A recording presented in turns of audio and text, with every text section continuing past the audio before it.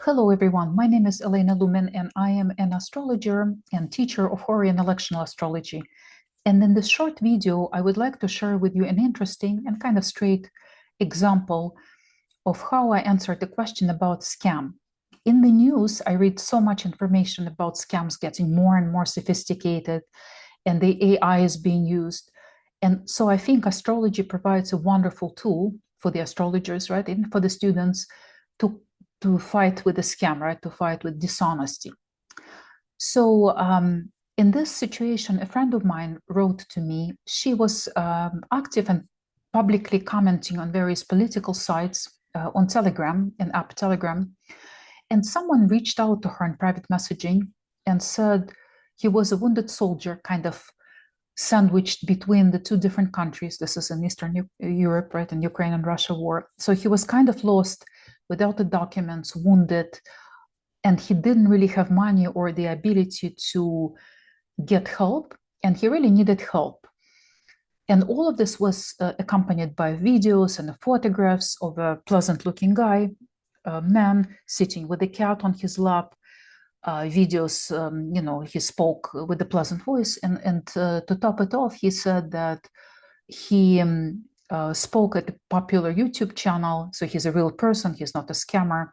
There's an interview with him on YouTube, and he was asking for help. So my friend really was moved and wanted to help him out. His story seemed credible, but she had her suspicions, and so she wrote to me and asked this question, whether that's a real person in need or is it a scam. So let's take a look together what the chart reveals.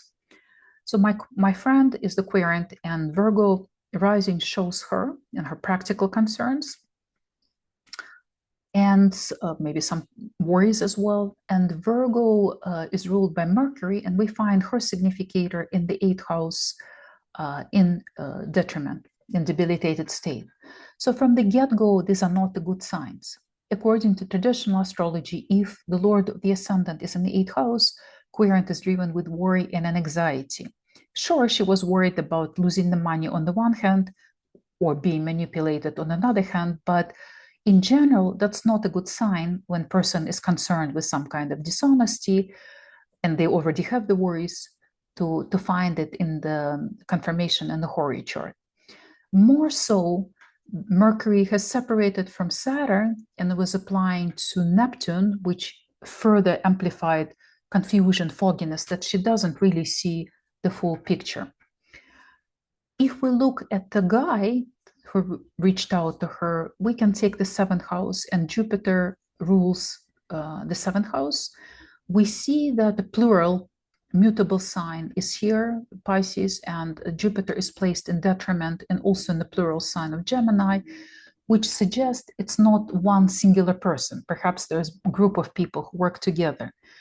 But more affirmative, more decisive is that in classical view, in William Lilly's writing, people said that if there's a theft suspected, some kind of dishonesty, the first suspect, or one of the first suspects, would be peregrine planet on the angle. And Jupiter here is peregrine. He doesn't have any dignity, is in detriment and peregrine, right? So it meets the criteria for dishonesty, and it's being intercepted as well. So not everything is visible about him. And I think it's a group that worked together. We find that between Mercury and Jupiter, there's a mutual reception. So certainly this person was influencing my friend, and my friend was receptive and liked him. And she, though being intuitive person, but she felt the connection to the story and to this person. And so to find our final conclusion in this chart, we can look at the moon. We find that the moon is in the 2nd house, which suggests the heart of the querent. She wanted to help, right? She wanted to accommodate, but she was also concerned about financial losses and dishonesty. And we find that the moon is moving to a trine of Jupiter, so contact is possible. However, because she already had suspicions and asked me the question, she has a free will, she has a choice not to do it.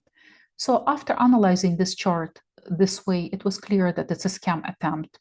I mean, we can approach it in different ways. Is that, for example, is the rumor true? Which would also show the rumor is false, because the 3rd house, the rumor, the information that she got, is ruled by Venus, Venus is debilitated, conjunct Saturn, right? So the rumor is not true, is not positive for my client and friend. And the moon being in a cardinal sign is also suggesting something is shifting. Anyway, I told her it's not an honest situation. It's a scam with a high percent, with a high chance that it's being a scam, and she should stop contact with this person.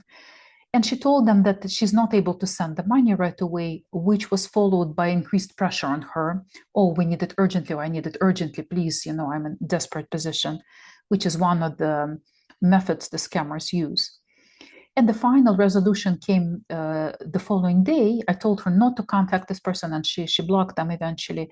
But the next day, I took the pains and I found the interview on YouTube. This person was mentioning, he was saying that he is the subject of this interview. So I found this interview in this channel that he mentioned, and it was 10 years old interview with someone completely different. So perhaps his hope was that in urgency, the person wouldn't check, right? That it would sound credible, but they wouldn't check.